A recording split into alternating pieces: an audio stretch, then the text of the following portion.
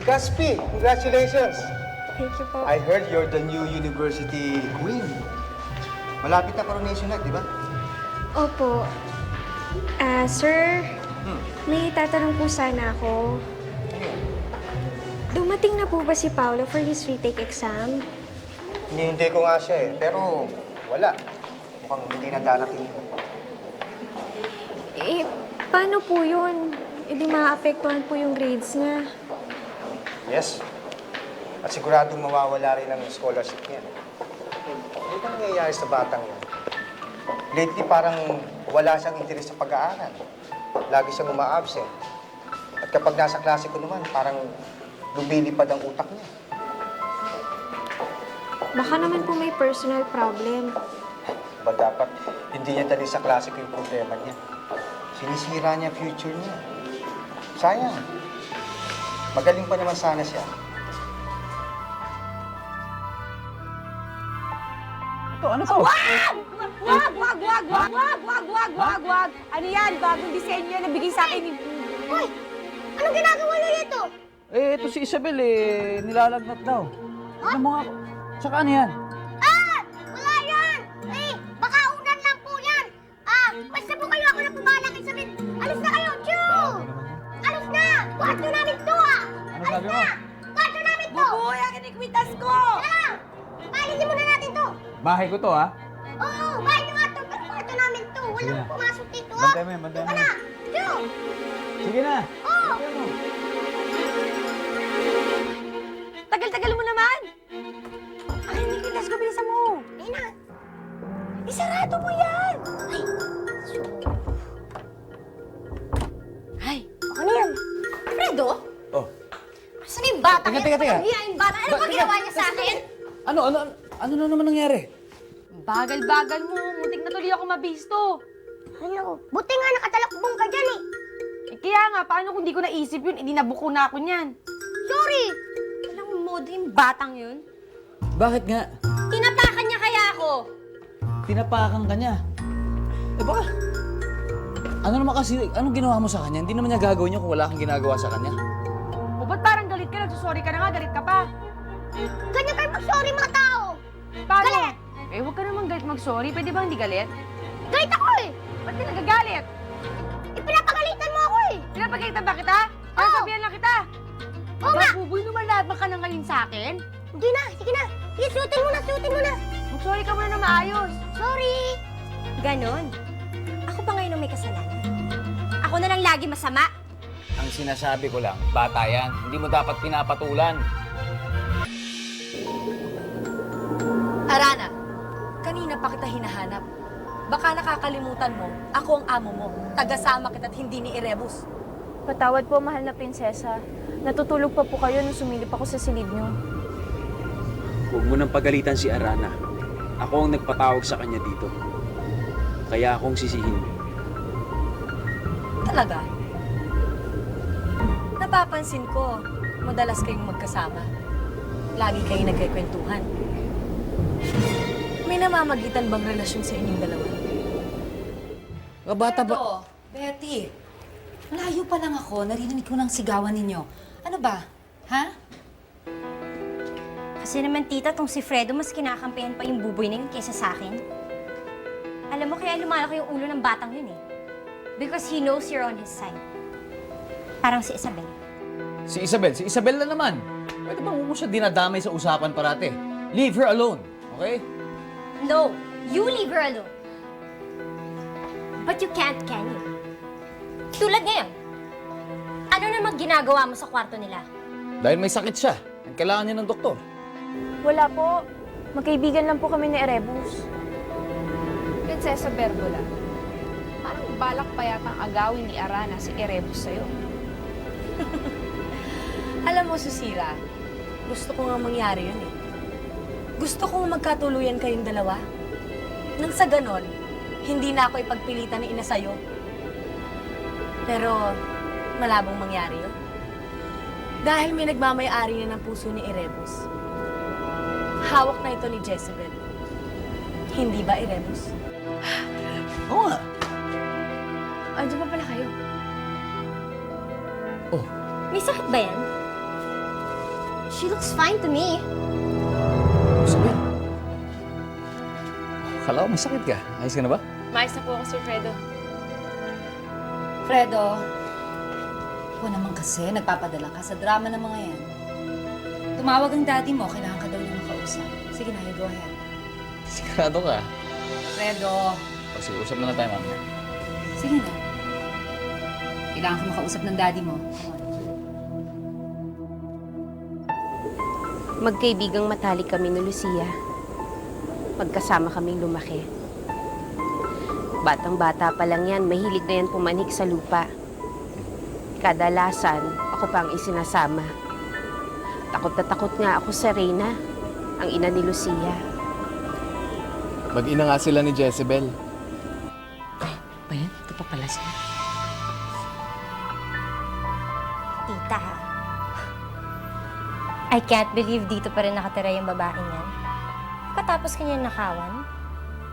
Wala akong ninanakaw at kahit kailan hindi ko magagawa yon. Kundi ikaw! Ikaw! Ikaw! Shut up! Sige! Sige! Sige! Enough! Kasing kita! Shut up! Enough! Nung mag-asawa ako at magkaanak, masayang-masaya para sa akin si Lucia. Kadalasan nga hinihiram kanya sa akin. Gustong-gusto kanyang inaalagaan. Inudyo ko din magpakasal si Lucia. Pero wala siyang serenong napupusuan dito sa Serenea. Ang gusto niya yung Tagalupa. Kahit tutol ako sa pagpanhik niya sa lupa, dahil kaibigan niya ako, sinuportahan ko si Lucia. Hangad ko lang ang kaligayahan niya. Excuse me. Kung inaakala mo na nakalimutan ko na ang kasalanan mo sa akin, nagkakamali ka, Isabel. Magpasalamat ka at pumayag akong tumira ka pa dito. Ma'am Ava, maniwala po kayo sa akin. Wala naman po akong ginagawang masama sa inyo eh. Hindi ko mananakaw ang kwintas nyo tapos sisirain ko pa. Kundi yung bete na eh! Yan! Siya nagsira po! Siya! Siya! Talagang Siya! Sige, subukan mo! Ano, sige, subukan mo. Kundi! Naging malupit talagang tadhana kay Reyna Lucia. Nawalan na nga siya ng asawa, nawalan pa siya ng anak. Nakita ko kung paano halos madurog ang puso ni Lucia. Nung pinuubaya niya si Jezebel sa karagatan, nadama ko ang kanyang paghihirap. Mahal na mahal niya si Jezebel. Ma'am Ava, Kung hindi, ano, lalaban ka? Hindi po. Ma'am Ava, nasasaktan na po ako. Dapat lang na masaktan ka. Kung po pwede lang na isama niya ang kanyang anak sa lupa. Sigurado akong bubusugin niya ng pagmamahal si Jezebel. Hindi pa naman huli ang lahat, ina. May pag-asa pa para magkita si Jezebel at ang kanyang ina.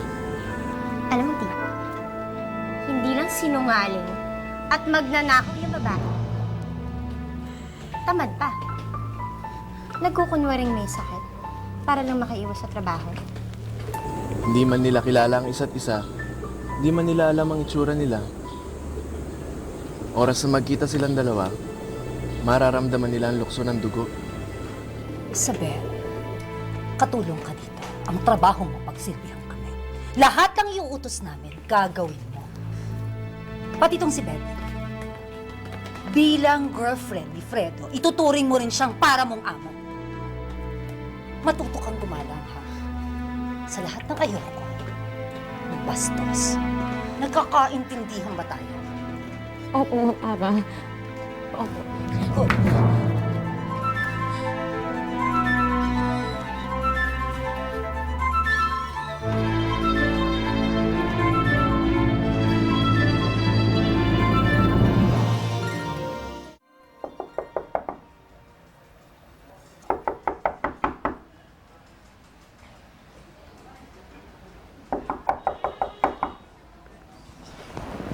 Sandali lang.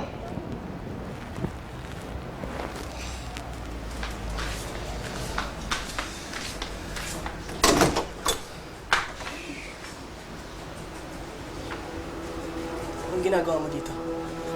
Hindi ba obvious? Eh di para kausapin ka.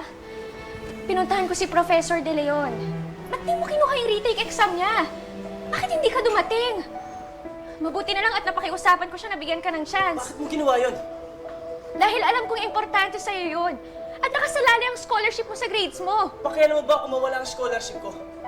At pakialam mo din kung hindi ko na ipagpatuloy yung pag-aaral ko? Paolo, kaibigan mo ako. Hindi. Hindi kita kaibigan. Dahil wala akong kaibigan na magagamit ng tao at yung pinagsamahan natin. Alam mo yun, kalokohan lang. Oh, baka naman masira yan. Ano yan? Isabel, konting tiis lang, anak. Halika, tulungan ko na Ay, kayo. Felicia, wag na po. Wag na po. Sabi po kasi sa amin ni Ma'am Ava, kailangan ko pong tapusin to, kung hindi daw po ako pwede magpahinga. Kaya kailangan po matapos po namin to. Ano nga po? Parang nga po sukat-sukat mga kamay namin, oh. Ano, namumula na, oh. Diyos ko, hindi na makatarungan to ah. Sobrang kalupitan na ito. Malaki po kasi ang galit sa akin ni Ma'am Ava. At hindi po siya naniniwala na wala po akong kasalanan. Tapos, parang solusyon yung Betty na yun. Sarap kay Blagin. Oh! Ay, naku. Paolo, alam ko nasaktan kita. Kalimutan mo na yun. Wala ka na rin naman halaga sa akin eh. Umalis ka na bago pa kita mabastos ulit. Baka naman yun ang pinunta mo dito.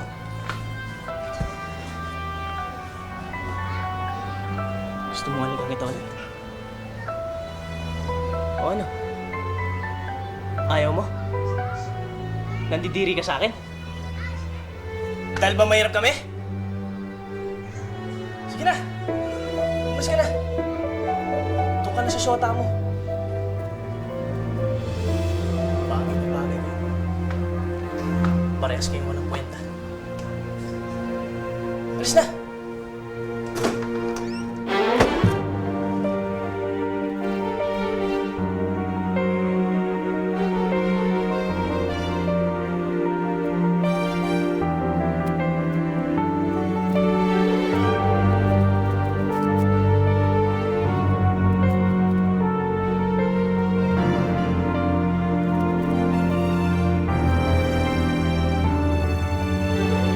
Oh, ba't hindi kayo magsumbong kay Sir Fredo? Ay, Lola, huwag na lang po. Ayoko po siya mastorbo. Isa pa, gusto ko patunayan kay Ma'am Ava na mabait po akong tao, na mali po ang iniisip niya, na mali ang sinusulsul sa kanya ni Betty. At gusto ko po na sundin lahat ng inuutos niya sa akin para maging malapit uli ako sa kanya, bumalik ang dati naming relasyon. Isabel, huwag ka nang mag-ilusyon na maging malapit sa babaeng yon. Salot siya. Lahat ng dinidikitan niya, minamalas. Wala pa bang balita sa ating missing Sunset Girl?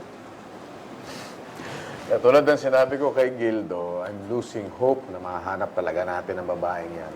I think it's about time na maghanap na tayo ng iba. Pero sino? Sinong babaeng pwedeng pumalit sa kanya? Who else but me? Betty. Why not? Ako ang pinakasikat na modelo sa buong Pilipinas. Women idolize me and young girls want to be me.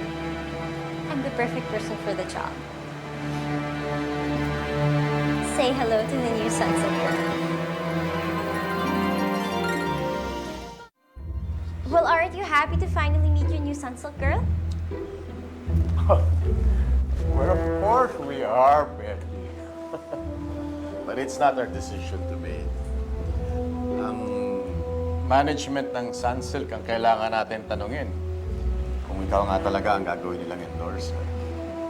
Don't tell me na hindi niya ako gusto kunin. I'm beautiful and famous and my hair's gorgeous. What more do you need? Well, we admit that you are indeed very stunning, Miss Salcedo. But we have to ask our boss first for disapproval. Hildo, tatawagan na lang kita pag nakausap ko yung boss namin. Okay, sir. We'll wait for your call. Thank you. Thank you. Thank you. I'm sure Let's you'll wait for get it. the job. Thank you. Of course, Tito. I always get what I want. Ano, Gildo? Tawagan mo na lang yung secretary ko about the schedule of the commercial shoot, ha?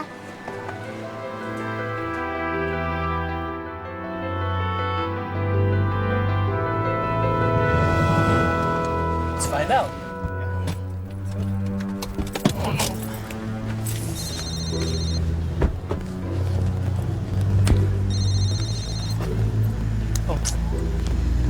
Hindi mo ba sasagutin yan? Si Betty yan ah. Kanina pa tumatawag. Ayoko na masira pa yung araw ko. Kaya mo siya. Mas maganda na tong katrabaho tayo. Meeting na meeting para makalimutan ko muna siya. So, paano yan, sir? Tapos na ba officially ang paghahanap natin dyan sa mystery girl mo? Officially, yes. But between you and me, the search has just begun. Wala akong sinisimula na hindi ko tinatapos. Tulad ni Betty, wala akong ginusto na hindi ko nakuha. She's your fiancé. And soon to be your wife. Pare, ngayon pa lang parang nagsasawa ka na eh. Paano yan? Alam mo naman, I have no choice. Kailangan ko siya pakasalan, whether I like it or not. Bakit? Because it is my obligation as a dutiful son.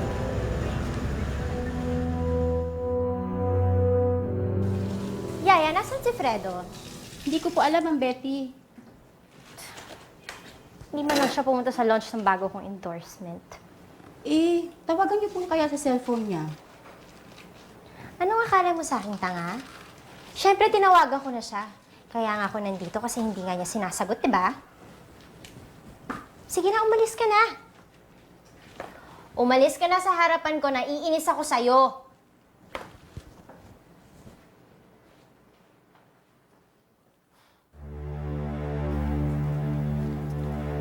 Hoy, may kasalanan ka pa sa akin, ha? Ha? Chikang bata ka, pareho kayo ni Isabel. Ha? Pareho kayo ni Isabel. Buisit sa buhay ko! Aray ko po! Buisit ka! Buisit ka! Tama na po! Tama na! Ayan! May gutom ka, ha? Kainin mo yan! Tama na po!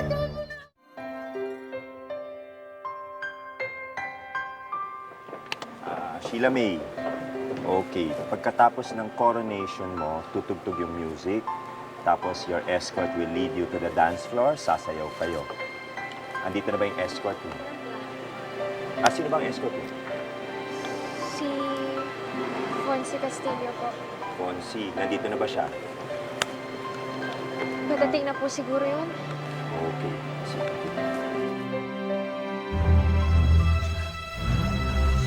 Tigano ka ba ni Buboy, ha? Wala mo siya ginagawa masama sa'yo, ha? Gusto ko lang siyang turuan ng leksyon. Habang bata pa, dapat matutunan niya ang lugar niya sa buhay. Na ang mga hampas lupang katulad ninyo na babagay sa paanan namin. Kaya kahit walang kalaban-laban sa'yo, ginaganyan mo. Sinasagot mo ako? Bakit bang lungkot-lungkot mo? Wala lang. Ay, alam ko na. Kilala ko na kayong mga babae. Para ka rin kayong mga bading tulad namin. Nag-i-emote kapag may problema sa pag-ibig. Siguro nag-away kayo ng boyfriend mo, no? Hindi boyfriend ko ang problema ko, no? You mean to tell me, ibang lalaking iniisip mo? Kaya lumalaki lang modo yung batang yan dahil sa'yo eh. Bastos! Mas bastos ka! Maganda ka nga pero tinan mo yung ugali mo. Napakapangit mo! Ah! Ah! Ano? Lumabang ka sa akin? Hindi sa batang walang kalaban-laban sa'yo? Kapal ng mukha! Ikira ka lang dito, ha? Sige! Sige! Ano? Aray ka! Boboy! Sige na! Ikinataw mo na to! Ha? Sige! Sige! Ay naku girl, mahirap yan. In love ka sa ibang lalaki?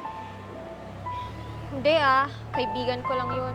Ay Diyos ko, kaibigan o kaibigan? Kung wala kang feelings para sa kanya, ba't nagkakaganyan ka? Yan! Sige! Sige! Buboy! Ito ba? Bilisan mo! Ano?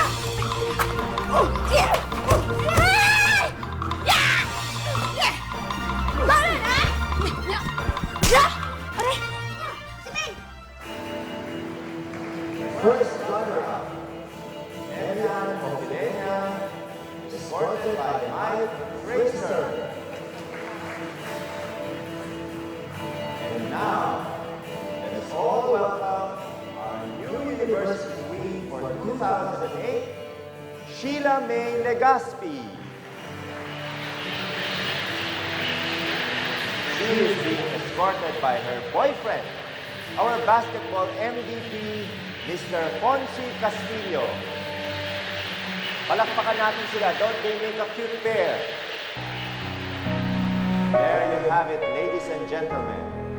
Our new university queen, Sheila May, and her king, Fonsi.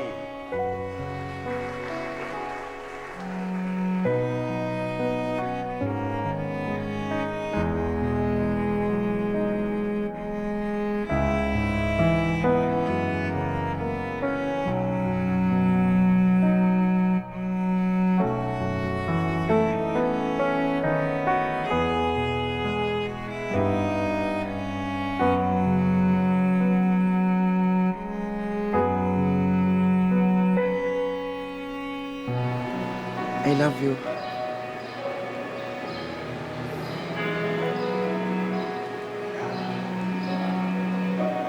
Si Paolo! Kailangan ko makausap si Paolo! Where do you think you're going, Sheila May? Iwanan mo ko sa harap ng stage dahil nandiyan sa tindero ng isda na yan. No way, Sheila May. You're staying right here. Pero... Sheila May, for God's sake, it's mine. Ano isipin ng ibang tao dito? Na hindi ka masaya to be with me? Hmm?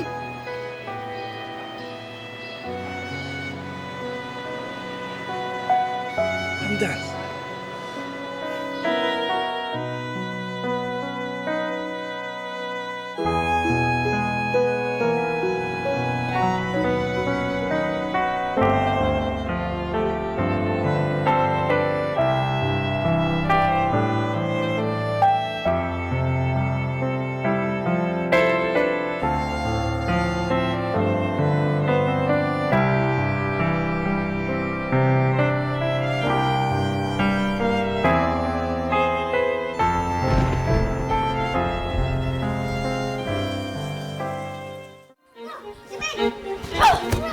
Ha? Kanina ka pa? Pupuno na ako sa'yo? Sige, ano ba? Tama na! Buboy! Ano ba? Sinasaktan nila ako! Tama na! Teka, sandali! Ano ba nangyayari dito?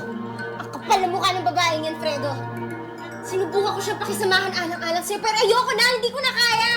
Hindi ko na kaya makita yung mukha ng babaeng yan. Tama! Buboy!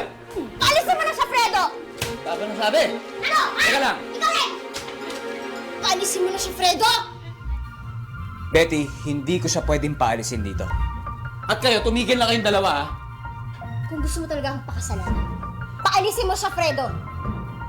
Sige, mamili ka! Sino bang mas mahalaga sa'yo? Ako at ang pamilya mo o yung pangat ng babae? Ha? Betty, please.